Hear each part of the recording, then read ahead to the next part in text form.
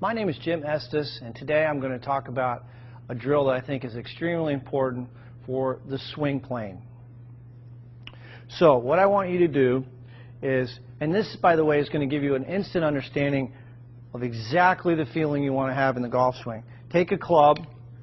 You can put a rod, alignment rod, in the grip, or I'm sorry, in the butt end of the golf club. Take the golf club, turn it like you're going to hold it, and then what I want you to do is take that club, put it right against your left hip, so you're holding both clubs here. Now you've got an alignment rod on the ground and a golf ball, and what I want you to do, getting into your good posture position, your weight over the arches, feel balanced. The insides of the heels are going to be about the width of your hips. Take a swing back, slow motion, and trace with that alignment rod the target line all the way up. The shaft should be parallel to your target line at the top, and then slowly coming down, trace the line. And do this in slow motion. Right into the impact position. So this is a great feedback tool, visual feedback tool for learning the proper swing plane. Go right to your impact position. I encourage you to do this drill in slow motion, and if you have 5 minutes a day, if you do this drill every day, I guarantee you're going to improve your golf swing. So again, I think you'll find this to be extremely helpful. JimEstesGolf.com if you have any questions. The length of your iron swing. I think your arms get a little disconnected from your body.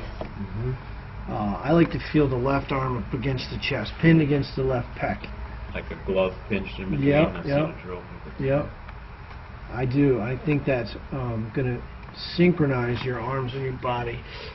By getting that arm pinned against your chest, it's going to promote this idea of getting the hands and the chest moving more together.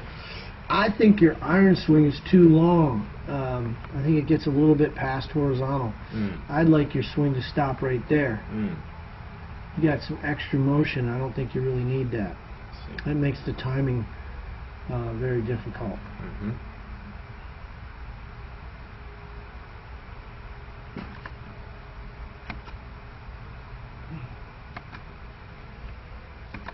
I want to clean up your lower body action too. I think you're moving into the ball. Yeah, we talked about that. Yeah, and so that's why I'm going to emphasize this idea of bringing this right knee a little closer to your left ankle, pushing your right knee toward your left heel more. Do you think it's possible my stance is too wide? Yeah, I do. Could that contribute to what we're seeing? That'll inhibit the movement of the body to transfer energy properly. So the club face is a little shut at the top of your swing. I'm not going to really do much with that. I just want to make sure your grip is fundamentally sound. That club face isn't shut there. So now for me, I think the new thing you learned today was I got to get you to open up your chest more. At impact, your chest is not opening up. You should have 20 degrees of rotation. Your chest is pretty square. Yeah, exactly.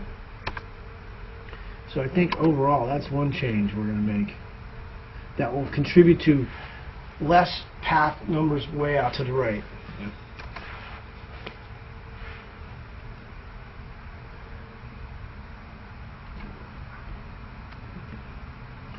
So a little shorter backswing, probably finishing about right there. Will improve your timing. Your head sort of goes toward the ball a little bit. You can see it there. You moved into the ball.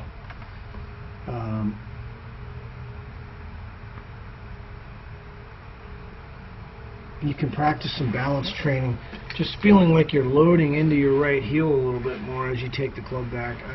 I don't want you to get too much weight on your front part of your feet, more into the underneath you a little more. But overall, I think the two things we got to fix is we got to shorten and tighten it up a little bit, a little more connected. Yep. I mean, I would like to see your left arm a little lower and more up against your chest, and shorten it up a little bit. And then that's phase one. Once you can do that, then we'll work on the lower body stuff. I don't want to work on the lower body until I get the backswing position where I want it. So dropping your hands down to where that line is, and then getting a little more under control with the length of the swing, I think is where we're headed. I would like to see it a little more like this. Whoa, pace is super steep, right? Well, his backswing plane is steep, but that he keeps the handle in and the club head outside his hands. So the shaft, when the club's parallel, when his left arm's parallel to the ground, the shaft's going up a little bit. That's okay. Most tour players change the plane of their swing to a flatter plane coming down, like he does right there. He flattens it out. But what I like about his golf swing is it's under control. As it relates to the length of his swing, it's not too long. And I like where his left arm is. It's more across his right shoulder. So that's really where I would like yours. Now, This applies to all yep, clubs. You yep. want the driver. That delivery position where he's at right there is the ultimate position I want to get you in. Your hands are pretty close to it right now. Okay, so on the takeaway, we're coming less up here, Right. and a little more here. Yeah, your hands are going to really, think of it like this, Adam. If you turned your core, right, and you pinned your left arm against your chest, where would your arms want to take the club? More around. Just a little bit. And to avoid a lot of thought, just pin your left arm. This is a good drill. Just pin your left arm against your chest, turn your core, and see where your arm takes you. Okay. Can I take a few